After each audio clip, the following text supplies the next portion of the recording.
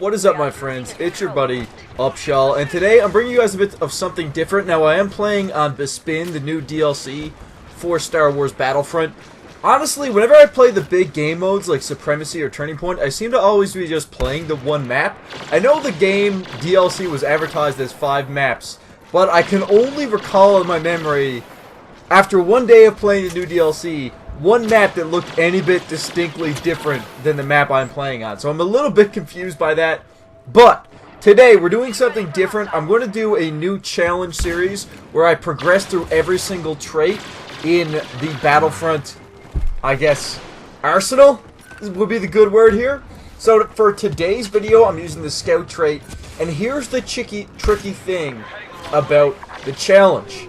And this is what kind of makes it a challenge. After I spawn in for the first time, I need to be at least trait level 2 or higher. I can never die.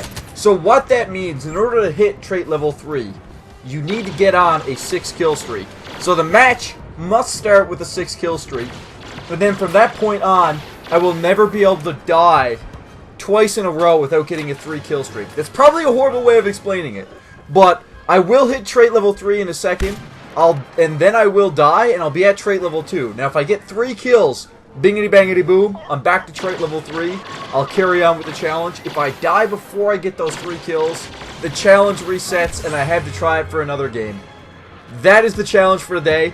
And I started out with the scout trait because I'm a lazy arsehole, and I honestly think the scout trait will probably be the easiest trait to use for doing this. And that just comes down to what the actual scout trait does. It lets you stay alive when you otherwise wouldn't. Say goodbye to your head there, sir.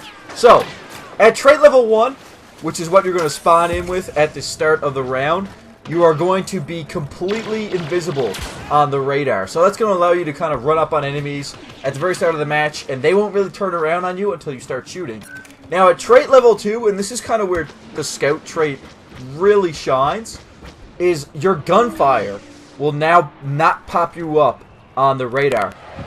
And that is so key for staying alive in this game and staying alive when you're doing this challenge, because you can just run massive flanks all day, get 4 or 5 kills, and the guys will not realize it unless they either see you, their buddy falling down dead, and blaster fire coming from behind them. So this kind of really allows you to flank up, get massive runs on, and it can oftentimes lead to pretty much no threats. Like, you can just dump 5 dudes, and they will never realize. Now, at trait level 3, which I just hit in the gameplay, this will allow you, whenever you get a kill, you'll get instant cooldown reset on your blaster. Now, that doesn't include, obviously, star cards. That's different. That's for the bounty hunter trait. But this would allow you to just spam the crap out of, just for the sake of it, the E3, which is what I'm using. And every single time you get a kill, you just keep refreshing that cooldown on the gun. And that comes back again to those flanks that I was just talking about. Once you land these flanks, and nobody's turning around to shoot you, and you will not run out of blaster fire, provided you can keep the kills going. A little bit of a little flanky poo here, just to demonstrate here, coming up on the sides.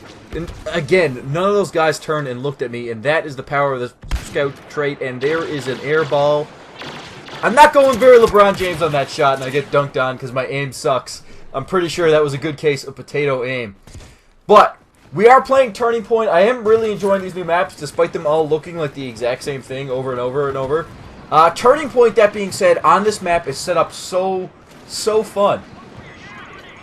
So, what it is it kind of gives you this feel, I find, especially on the last point, of like a trench warfare, massive kind of base that you need to push into, and then all these open areas, but also little flank areas that you can use. Like to my left, as these guys are pushing across the field to the left, there's so many little tiny tunnels you can go into. There's giant pillars on the sides where you can try and run massive flank routes. I'm just taking cycler rifle shots. I don't think I ever am going to hit a single one of those. And now keep in mind, I'm still at trait level 2. I was a little bit stressed out trying to get to that trait level 3 because I'm a little in too deep here now in the game to really dick it up. We're about 5 minutes in. And I was like, man, if I die here, I'm going to cry. And I'm pretty sure I started to get a little bit peppered by some pulse cannons coming up soon as I go for a little bit of a long bomb with the EE3. Now, I will say that I am not a huge fan. I just saw one fly over, but of the new cloud cars, or not cloud cars. God damn it! It's not a. I'm thinking of a clown car, man. It's not a friggin' spooky. And this is another thing. Actually, I'm completely going off the rails right now in this commentary. But this is another thing that I like that they added in, which honestly, drastically, bing bong, releases the effectiveness of the pulse cannon. And there's the trait level 3, just dinged it, just got a little panicky as I went away from that guy and popped the jetpack. I probably didn't need to. But, oh my god, I'm so bad at keeping on a point here with these commentaries. But the pulse cannon, alright, we're going back to the pulse cannon right now. In the new patch, they added a feature where when you're charging the pulse cannon, the enemy team can actually see a big green flash to indicate, there's that cycler shotgun, but it indicates, I really gotta stay on topic, man. I'm really bad. I'm horrible at going off topic. But the pulse cannon green indicates that they are charging up the pulse cannon and they are looking at you. So it's really comparable to the Battlefield 4, rest in peace, screen glint, or screen, god damn it, what is the word I'm looking for? Scope glint. There it is. So it's really similar to the Battlefield 4 scope glint when you're using a sniper rifle with a scope that's 4 times, or no, it's higher magnification than a 4-time scope. So say you're running an 8-time scope in Battlefield 4, it honestly looks like a flashlight on top of your gun, and it allows people to kind of tell, oh look, there's a sniper up on that hill. Well, the same concept kind of applies here now. Seeing how amazing the pulse cannon is at just kind of getting easy bangs at range, and there's a, speaking of easy bangs at range, there's another one with the cycler. But it kind of allows you to at least counter that and know that, hey, I'm going to want to start bunny hopping now, or hey, I'm going to try and go to that cover rather than staying out here in the open. That being said, I honestly do love the cycler way more than I love the pulse. I think that I would probably be a little bit more effective using the pulse cannon just because it has that charge up and kill, but the cycler you can just use so often because it has that really, really quick cooldown time.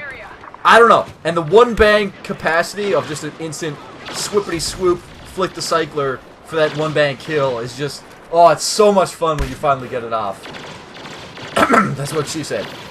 So, again, I'm still playing a little bit nervous. I'm back to that trait level 2, kind of sitting back in the base, and this is what I was talking about earlier. I really, really enjoy the setup for Turning Point. It does feel like this map was actually designed specifically for Turning Point. Even Battle of Jakku, when they introduced Turning Point, didn't feel this well set up for the game mode. And it kind of feels the same way I found for Supremacy. As a huge fan of Supremacy, I am really enjoying these new maps for it because every single point that you capture in that game mode is a push through. And there's the light up of the pulse cannon. I was waiting him out here, waiting him out. I knew he's trying to go for me. And there is the headshot. Say goodbye and say hello to the cycler rifle.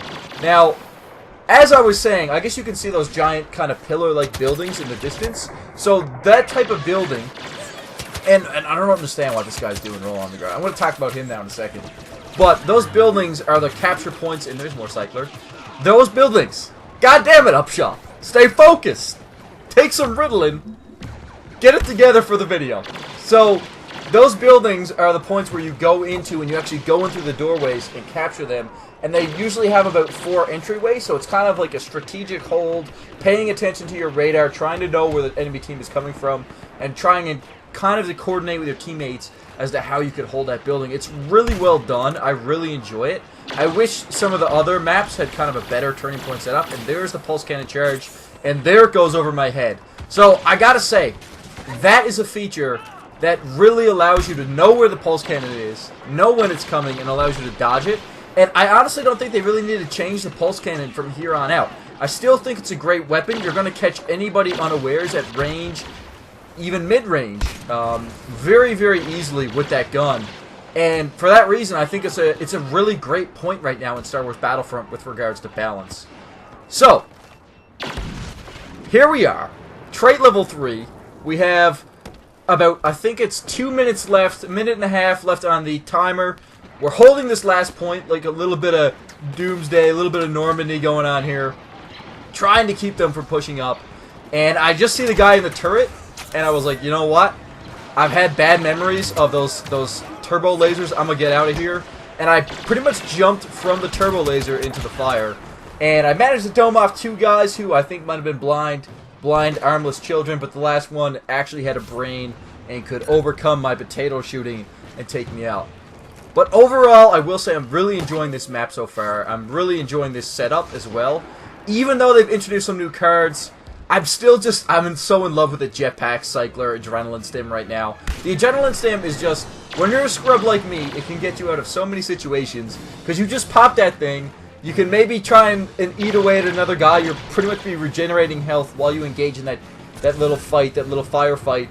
And then you can switch off to the next one. And we're here at trait level 2. I'm doing the shitty thing of sitting back a little bit further than I probably should be. But at this point, I was really looking forward to finishing out this challenge and finally finishing the whole scout trait completion. And spoiler alert, we got it. I managed to finish this one off. So I'm really looking forward to running another one of these trait level challenges and trying to stay at least trait level 2 throughout the whole match. If you guys did enjoy this kind of commentary, this kind of gameplay, and this little bit of a challenge setup, feel free to drop some recommendations down below. If you want to see me run a trait of your choice, trying to maintain at least a level 2, let me know in the comments. That's it for me, guys. Peace.